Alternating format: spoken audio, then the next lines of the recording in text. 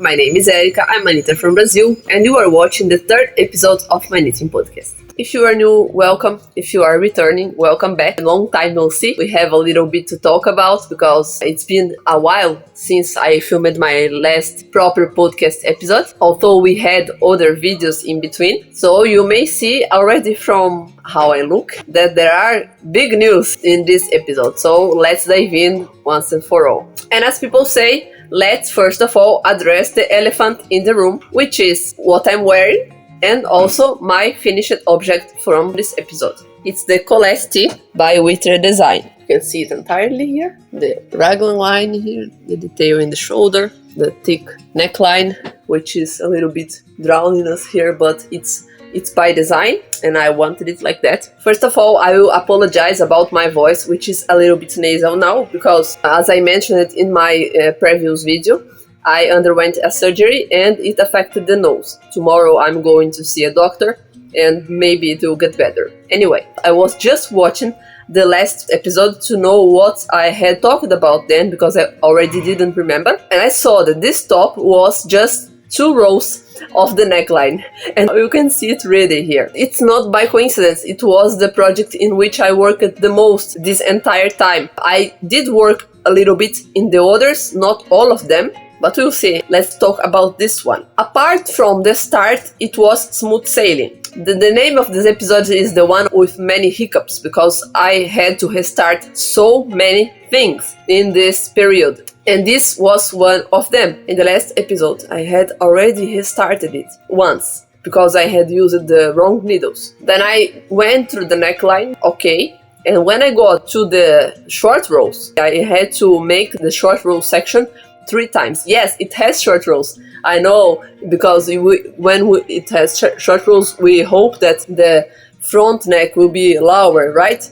And it won't have this bunching up, but the bunching up is part of the design. It has short rows anyways, and it's not that little short row. They mount like a piece like that in the back. And this piece, I had to make it 3 times, because the first time I think I switched to the wrong needles. I think I was working with multiple projects in my bag, and then I shoved all the needles inside of one of the bags and I put it to the side. But in the night I couldn't sleep. I picked up this project and I decided I was going to work in it. But I picked the wrong needles to transfer from the neckline to the larger needles. I only noticed that when I was swatching for another project and I needed the 3.5 millimeter and I couldn't find it anywhere. Then I found out that I had switches not to the 4 millimeter as I should, but to the 3.5, and I had to undo it again.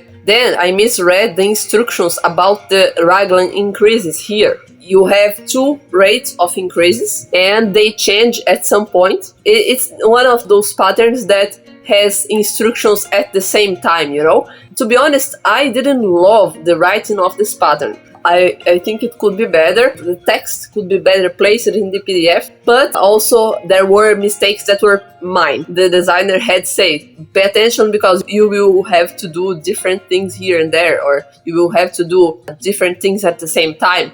And although I did do the different things at the same time, I didn't notice that the change. And then I knitted a bit more with the original increases, because you have 1 rate of increases when you are making the short rows, and then you change. Because at first she wants to create this seam along the shoulder, and then she opens and starts to create the sleeve too. And in the first time it was a simple raglan without this detail, and well, almost did not rip and left it as it was, but then I wanted the details. I chose this pattern because I really like how it looks. Not every raglan tee is like that. I like the finesse that she has in some points, so I undid it for the 2nd or 3rd time and knitted everything again correctly this time. I knitted the entire yoke and split it for the sleeves. I cast on for the size XS or PP in Portuguese, but when I got to the end of the yoke wasn't deep enough.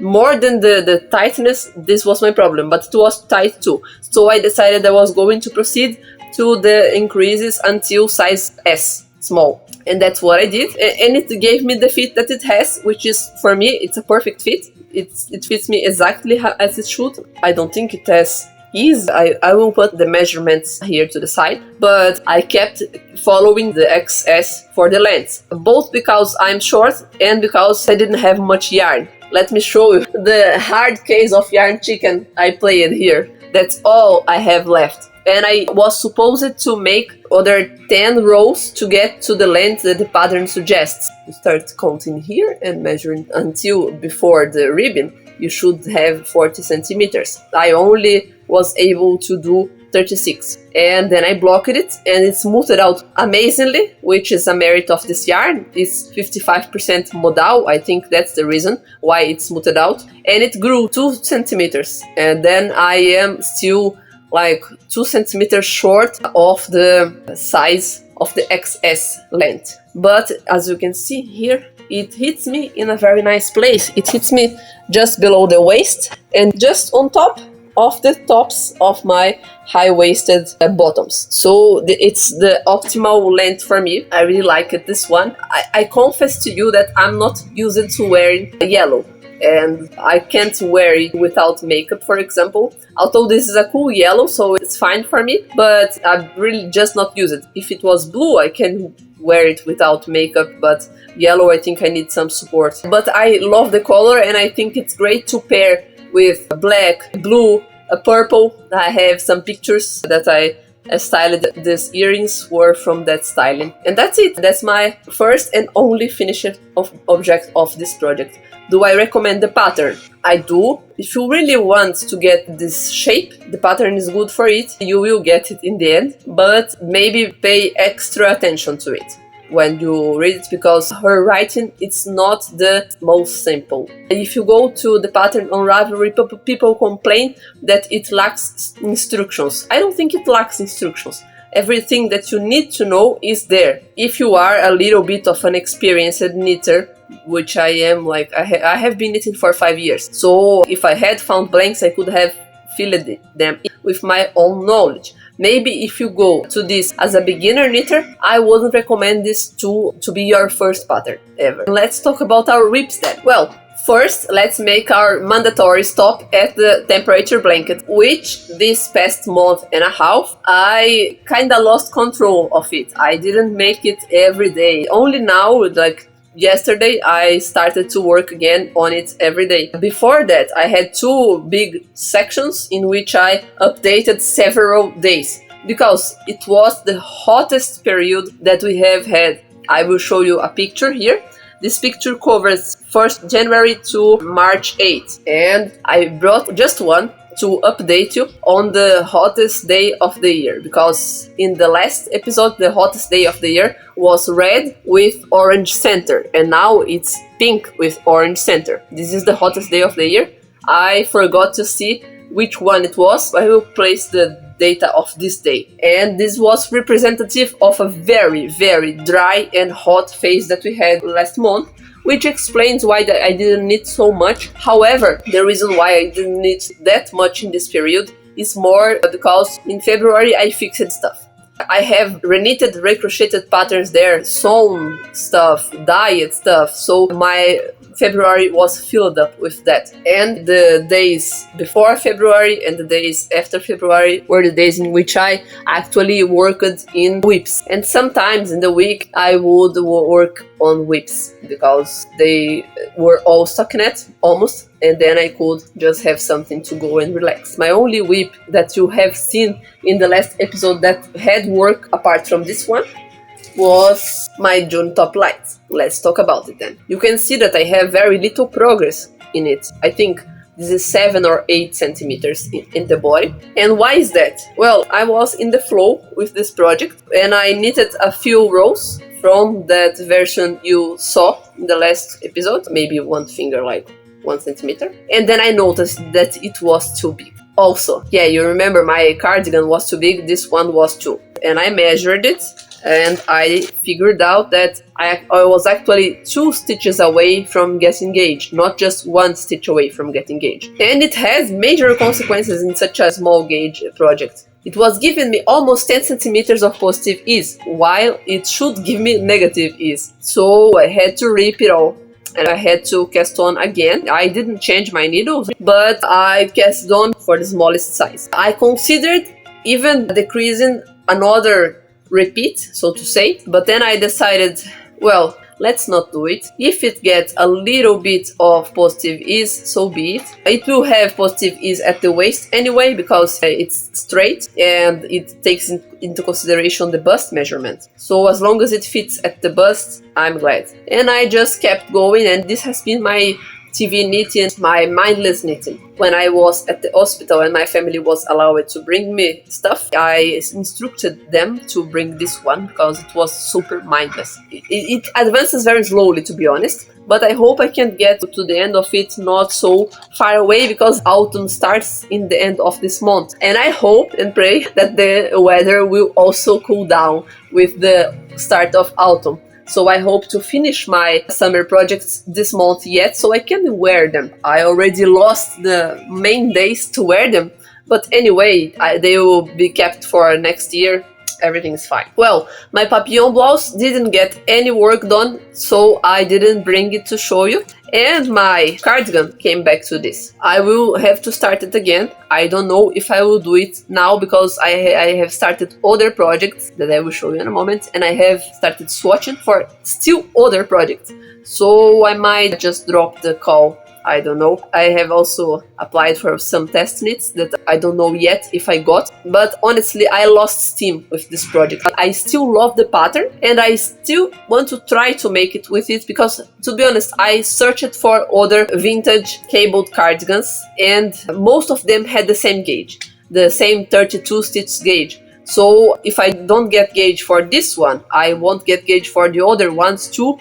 So I better try and get gauge to this one. Well, I have a guidance. Thankfully, our dear friend Petra Manus, she watches the podcast too, and she's much more experienced than me in vintage knitting. She mentioned it in the last podcast episode in the comments that very often, almost always, unless otherwise stated, the vintage pattern expects you to swatch in stockinette. So maybe they want me to reach 32 stitches in stockinette. How will I do this? Because in cables and ribbing, my gauge was too large to lose. So maybe I can get gauge with a 2.5. So I think I will wait to finish that one to swatch for this and see if I can get gauge with the tiniest needles ever, and maybe attempt that project with 2.5 millimeters. I already have the ink to dye it. I'm very much considering to dye it a yellow like that, but I'm not sure yet. The next thing I have to talk about today was only an idea in the last episode, and it also had me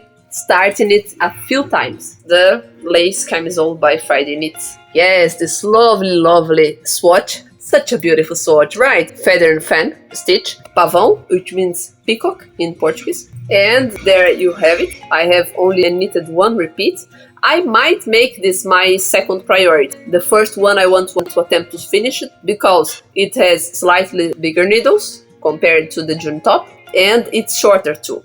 I have much less yarn, so maybe I will make this my next go. I have very little because most of the time that I spent with this project was swatching. I swatched at first with the recommended needles, 3.25 millimeters. She uses fingering weight. This one is sport. You're not supposed to reach exactly 10 centimeters. You will cast on a repeat and you're supposed to match one measurement. And the first time, I think I had to get to 14 millimeters and a half, and I got to 10 millimeters with the recommended needles. And also, the way I was making my yarn overs, I was yarning over to the opposite direction. We are supposed to bring the yarn under to the front and then over to leave the holes. But I was doing the contrary. And in the next row, I closed the holes in the fabric. Then I decided to go up for 4 millimeters at once, and the swatch ended up with 17 centimeters. And this time, I noticed the mistake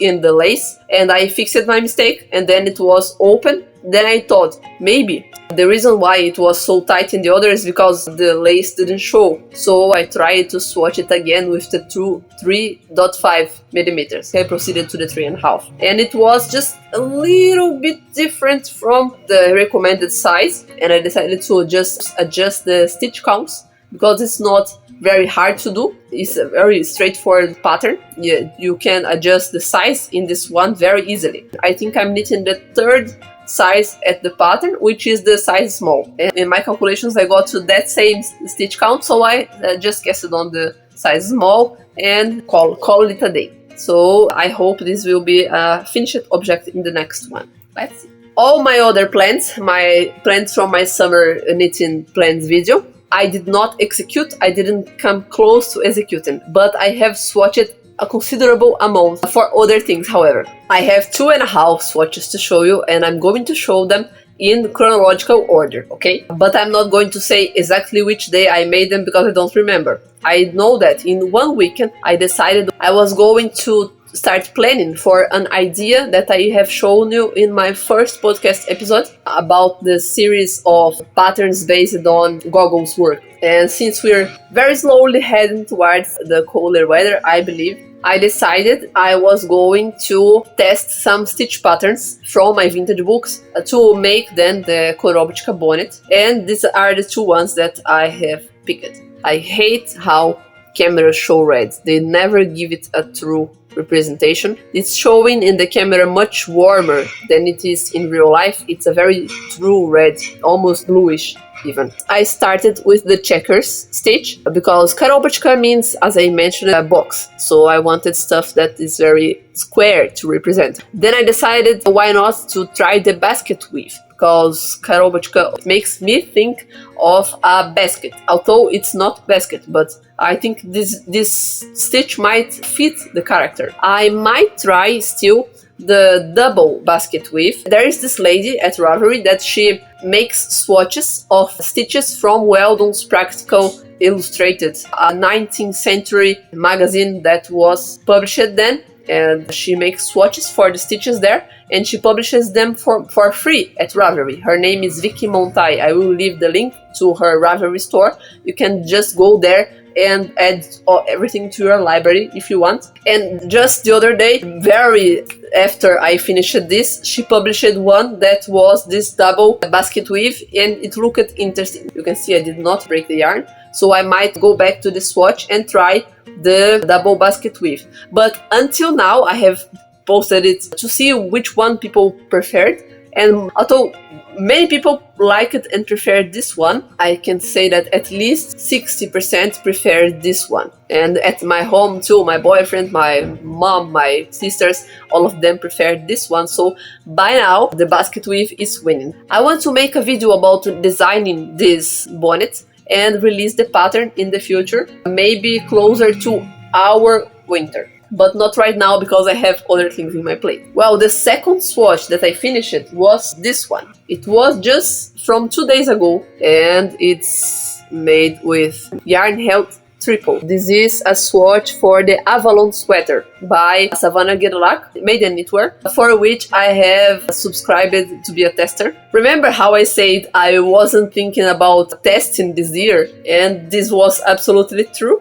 However, this sweater is so beautiful. I have to have it. It has medieval inspiration. I mean, how could I avoid this one? Then, as I have already tested for her, I decided to apply, and I got the job, and I already started it. More or less at the same time when I applied, I already started searching for the yarn, which I didn't have in stash, because I wanted to make as much a faithful rendering of that as possible for someone with cool tone traits. Hers is very warm toned, but I wanted to make a rendition because I also wanted to honor the inspiration. Her inspiration are these amazing paintings here, with a shout out to medieval gowns. And my god, I needed them to have the golden details. So the yarns I've chosen were this one and this one. Yes, I already cast it on. I swatched it and I cast this on after I came back from the hospital, and I was finishing it earlier today. This is the waistband for the sweater.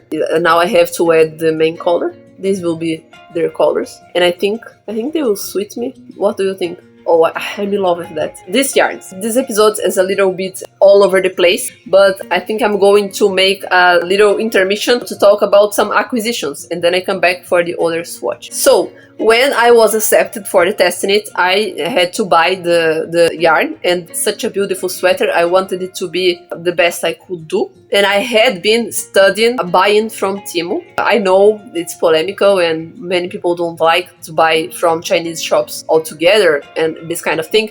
But in Brazil, most of what we have in our actual shops is bought from China and resold here. And yarn isn't even there. Yarn isn't even one of these options. And the customs to buy from abroad and bring to the country are very high. It can amount to almost 90% of the price. Yes, I have studied buying from Etsy, I have studied buying from Warehouse, I have studied buying from Woolly Knits. I am going to buy from Bendigo Mills. I got a very generous gift from a knitting friend for gift card to their website. So I'm just going to spare money so I can do a decent purchase from that. But Brazil has this program in which companies, to ease the process of selling to Brazilian customers, they can cover customs. And they can cover shipping, of course. Everybody can cover shipping. The Chinese shops generally are part of this program. They generally subscribe it with the government to be a part of this program, which makes easier for us to buy from Chinese shops. So I used their first purchase coupon, and I also got free shipping. But Temu has this minimal order. I searched at the site. I have searched reviews to see which of those yarns were trustworthy, because I didn't want to buy acrylic from abroad. So I found out about Lotus Yarns, which is a Chinese company, and it turns out it is a manufacturer, or was the manufacturer, to Manos del Uruguay and other bigger wool brands in the world. So like cut the middleman, I guess. And the yarn is pretty good. They are sold at Temu, and I think at AliExpress too. And I don't know yet if anywhere else. But that's what I bought. I have bought this one. I have 2 skeins. One of them is balled up by hand, and I'm using it. I think it will be enough for the contrast in the tails in the entire sweater. But what if it wasn't, you know? So I bought 2. It's kind of a chartreuse. Or I'm trying to lie to myself that this is chartreuse. Well, I was hoping it to be a chartreuse because mustard isn't very great for me. But chartreuse is, because it has a little bit more blue. Well, anyway, I think it works. Whatever. I like the color. It's beautiful. And this is 100% yak. I find it interesting. I haven't made the burn test with this one yet, but I have made the burn test with this one, which claims to be 100% wool, and in fact it is. It burns just like wool, but this one, it's very, very thin, and this is my problem, my next problem that I will have to face. But this one is either fingering or sport weight. It's recommended for 4 needles, 375 needles, and it feels papery compared to everything else that I have knitted before. It feels a little papery. It's interesting. It's soft. All the yarns here are soft. Well, this is my contrasting color, and this is my main color. I think it's undyed. It's off-white, and it's very soft, but also, see, this is 250 grams. I bought 2 also for safety. Also, I think I might be able to get the entire sweater with one of these. And look how thin. I thought it was lace weight, and I could just hold it double, and it would give me enough thickness.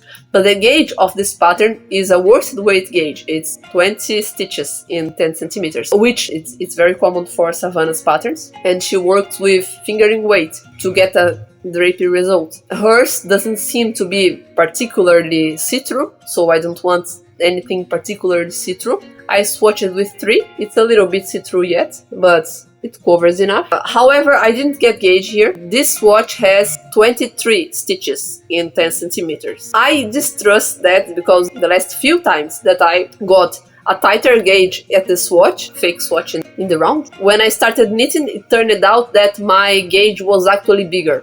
And so I think I'm going to proceed with the 4 millimeters. But I will throw in another thread. I'm going to hold 4 threads together, and then I think it might help me to get the correct gauge, make any adjustment necessary. I have already finished the waistband, so I just have to cake up some yarn, 4 balls, to start the main color. And if I think it's too tight, I rip it all and I start again with a 4.5, which I think then with 4 threads will be better for 4.5 than 3 threads, because 4.5 millimeters with only 3 of these threads might be too thin, but with 4 I think I'm safe. My main concern right now is how I'm going to do to cake this one and the other like that I have, because I don't have both a Swift and a ball winder. As I don't use wool very often, I normally ball them up by hand,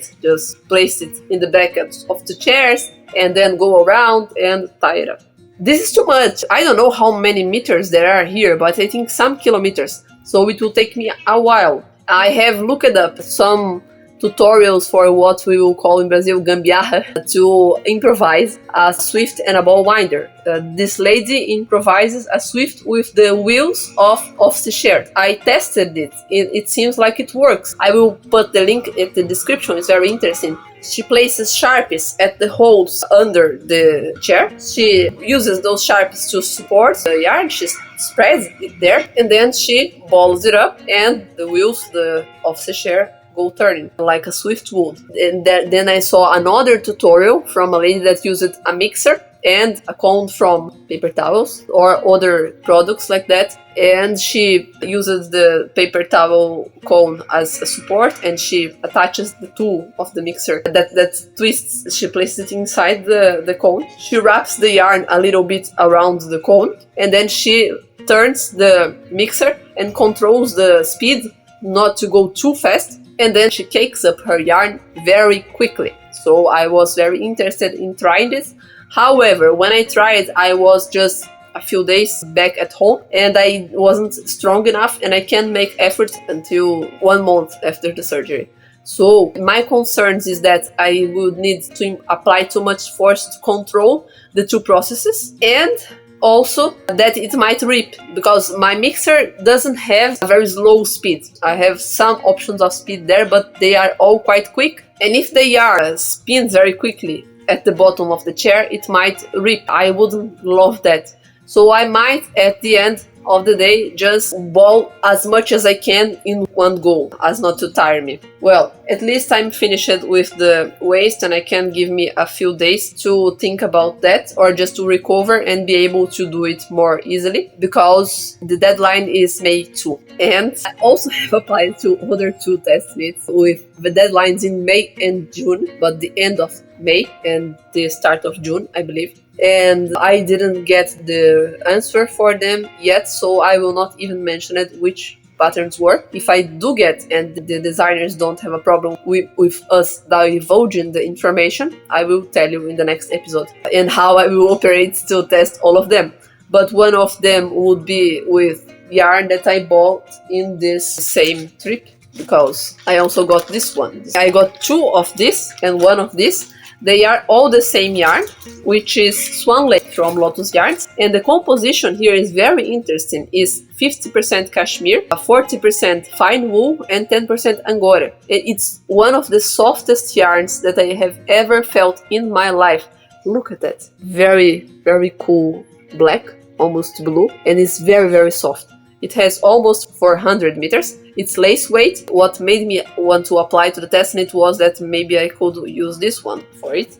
But this one I have plans, and my plans are vintage pattern. I have 2 actually very similar ones. One is from the 30s from Stitchcraft magazine, this one. And there is this one from the 50s from a Brazilian magazine that I have. And I love both of them, and I want to knit both of them at some point, because I don't know, maybe the red seduced me. And they are both, I think, mosaic knit, so I would use this one. And the black, if the black doesn't get used for the test knit, or what I have left from the white, because I believe I will have leftover yarn here. So this will become a vintage pattern. Very nice one. Oh, such a beautiful, such a soft. I love this yarn. well, if you can get Lotus yarns where you are, I definitely do recommend it. And then let's go to my last swatch, which is not properly one swatch, it's more like half a swatch here. See, it's a Fair Isle project. So I was disappointed with my cabled cardigan, and I thought, well, why don't I search for another 40s pattern that I can make with stuff that I have at home and make this one for the call instead. Also, I was thinking about it because I was considering maybe use that other yarn, the yellow one, Unraveled, for a 50s cable pattern, maybe a 50s bed jacket. They have some very nice bed jackets there, which might suit the color even more, or they might have a looser gauge. Sometimes you can find 50s patterns with a little larger gauge. So if I can't get gauge for that original pattern, I might try a 50s one with a larger gauge. Then I decided I was going to search for another project that I could make for the cowl. And I don't know that I will do this for the cowl, because at first when I found that pattern, this one by Best Way, and I asked about it in the group if people were sure that this is from 40s, because of the Fair Isle, it's very make do and mend style. So it seems to me to be core 40s, but let me just check with the wise people. So they told me in 40s for sure, and they also told me that this is the pattern that Susan Crawford has in the cover of her third Stitch in Time book, the Colorwork edition. I have the ebook. So I think I'm going to make this pattern, but I'm not going to make the original one because it was a little bit of a larger pattern than average, not much, just by 2 inches. But I am right in the average. I have 34 or 35 inch bust, 86 centimeters. So the original would be a little bit looser in me, and I suspect that I might also not get gauge. Then it would make it even bigger. So I decided I was going to use the modernized version instead, however with the vintage options of knitting. So even if I don't get gauge here, if it's too loose, I can try and knit a smaller size than what I would need normally to get the size that is proper for me. The original only comes in one size. I couldn't do it without making the work of resizing, of course, which I could do, but someone already did it. So here you can see this is all leftover yarn. The natural and the black are from my mosaic vest from last year and the beginning of this year, and I have a lot of this one. I bought them in a closing sale from a bookstore. This red one is the same that I'm using for this. Here it's showing a more correct color. It's more like that, true red. This blue is from the bonnets I made last year, also vintage bonnets. And this one is leftover from my striped sweater, which I have already used for the crocheted plot. And I have only this much. I decided to use it just for swatching here. My original plan for the 5th color was to use the yarn I unraveled from the thrifted cardigan, but it turned out to be very close in color to this one, so I couldn't use it in contrast to this one. I couldn't place it here, so I picked this that I had left over, and it turned out very cool. The bad news is this is a discontinued yarn, so I even looked it up to get just one skein of it, which will be enough for me, but it's very expensive now because also the company that makes it was hit by a flood in the beginning of the year, so their yarns are scarce. They are coming back to their feet, but this yarn is not produced anymore, and everybody loves it because it's super soft. It's acrylic, as most Brazilian yarns, but it has 30% of alpaca, and it makes such a difference in the softness. But I don't need the yarn properly. I only need the color, and I found one that is the same brand in the same yarn as the black and the natural acrylic, the colorway Enseada, which means bay, like in the bay of a beach, you know. It's a very similar blue. Because I didn't want any blue, I found that this blue turned out beautiful with this color scheme. It will be the only yarn I will need to buy for this project. The only thing that I will change in the continuity of the swatch and in the project will be the blues, because this blue repeats against the black, and if I use dark blue against black it won't show. So I will change the blues. I will have this in the center so that when it repeats, it will be the lighter one that will be against the black. I have worked very little with it, but it's so interesting. I felt so powerful yesterday because before I never was able to do that thing that the people say, hold one yarn in each hand. And this time I was able to do this. As I now need continental and English, I was able to hold one yarn in each hand and go there, and wow, I was such a knitter. I will finish it, and I will post the finished swatch in my Instagram and in my community tab, so you can see it before the next episode, but I will show you in the next episode. I'm going to just give you a little bit of a life update, because in the last video I just said I'm going to make surgery and wish me luck, and I didn't tell you anything else about that, but I'm going to tell you now. So, trigger warning for health scare, trigger warning for tumors and this kind of thing. Surgery, if you can hear about this kind of thing, you can skip the chapter, just go right to the outro. I started to have some weird hormonal symptoms, and after a while I found out I have the excess of hormone prolactin. I took medication for it. When we left the pandemic, my regular doctor checked and saw that my hormone levels were high too, but I wasn't getting symptoms. I ignored. Fast forward to 2023, November. I have other family members that were experiencing the same symptoms, and these family members got a head scan and found out they had a tumor in the hypophysis, right? The pituitary gland, which is attached to our brain. Theirs was a mini, very small. It was already causing problems, but pituitary tumors are usually not cancer. They are usually not malign, but they cause problems because of their growth or because they produce hormones. Well, just to appease my conscience, I went to the doctor and I asked for a head scan too. And then I found out that I had a tumor. It was 2 centimeters big. It was a very lengthy, hard time. I didn't talk much to most of my friends about it for long because I didn't know how to deal with it myself. Many fears and everything. Lack of knowledge. That's why I'm talking about it here, because I hadn't heard about this kind of tumor or disease or problem until it happened to me. So if you have like headache, troubled vision, or hormonal symptoms, if you are a woman, you can have not a very regular cycle. This kind of symptoms, if you have this, keep an eye out to see if the doctor give you a head scan or something like that. I didn't have headaches, and my vision, my problem is myopia. I didn't have a problem due to the tumor. I found out mine because of the hormonal problems. And men sometimes don't have the hormonal problems, and headache and low vision sometimes only come. Sometimes it really depends on where the tumor is and everything,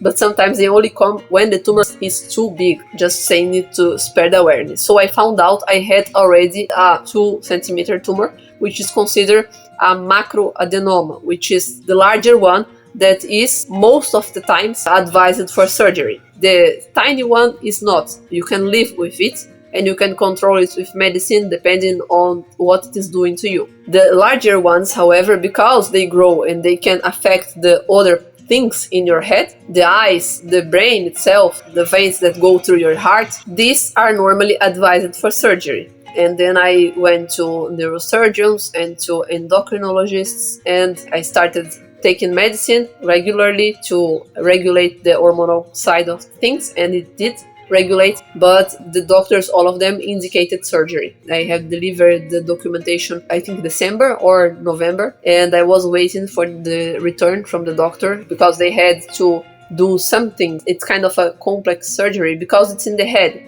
It's not the most complex surgery you can have, but everything that is done to your head and to your heart and to your lungs, they are considered noble organs. Because of that, doctors treat it with more respect. A patient that comes from a surgery in one of those places will always go to the CTI to have intense care. That's why the surgery took a little, because they needed to reserve a place for me at the CTI, and they had to also get a stash of blood compatible to mine. They had to have this all ready, but thankfully everything went smoothly. When I signed up the papers, there is that immense list of the things that can go wrong that make you almost want to give up. And I was very scared by that, but I tried to live my life day by day until the moment that they called me and I decided to go. Then I was even more calm because I couldn't do anything more. It was like it was done now. I couldn't back up. Also, I could. You can always back up from surgery. You can always deny your authorization. But I wasn't going to because I wanted this in the past. And that's where it is now. The surgery was a success. None of the complications that can happen in that surgery happened. Thanks God. And then I went to the CTI and I spent 5 days at the CTI because they access your brain through your nose. Sorry, I'm going to get a little graphic now, but they cut the bottom of your nose and they go through one nose with a camera and through the other nose with the instruments to see precisely what they are doing and take the tumor out piece by piece. And then they glue the bottom of your nose back and they keep your nose with very heavy and dense tampon. They clog your nose for 5 days. It can't be from 1 to 5 days. But my doctors decided to leave for 5 to avoid any possible later complications. They let me for 4 days, 4 entire 96 hours and a bit more with this. And then the doctor came and took it away and left me in the CTI for another day. There I couldn't use my phone. My family could only visit me 2 times a day. But they were treating me all right. I was conscious the entire time. I soon was able to eat by myself. A few days later, to take a shower, and I was fine. Just very scary of the post-operatory complications. But it's been 11 days now, and thanks God nothing happened. I will not talk about all the possible complications because it's nasty and you don't need to know. I only wanted to tell you, to explain you a little more what was that I was scared of and what I'm going through right now. I'm going through the recovery. As you can see, I'm fine. The only thing is that I can't carry heavy stuff. I can't walk long miles. I can't do physical effort for 30 days because it has to glue there. And tomorrow I have a doctor, the nose doctor, and 2 days later I have another doctor, common doctor, and I also tomorrow get the result of the exam of the tumor. And then I have to go to the neurosurgeon again and to the endocrinologist. So there are still a lot of doctor appointments in my future right now. That's good because I have a lot to knit in them. So that's it. Thanks for listening. I hope that it wasn't too nasty. And let's proceed to the outro. So that's it. These were my projects for today. These were my plans for the future. I'm sorry that this episode was a little all over the place, a little scattered. My head is a little scattered still. Also, it was long ago that I filmed another episode, so it was a little bit lost. Apart from this video, the next one that I already have filmed that will be up soon is a video with tips for beginners based on the mistakes that I made. Then, in the future, what plans I have for the channel. I want to make a tutorial for ascot scarf.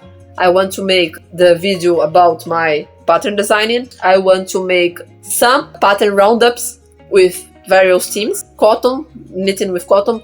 I also want to make probably a series of vintage pattern roundups. I am researching for this one for a long while because I want to bring a very complete, very dense video. I also want to talk about style essences and knitting, color season and knitting. And I want to talk about the last videos from my Everything I Knitted series. So if any of these topics called your attention the most, if you want me to prioritize one of these videos, please let me know below in the comments and I will give more attention to these videos that you have picked. And that's it. So until the next time, happy knitting, be happy, be healthy, please. And I see you in the next one. Bye bye.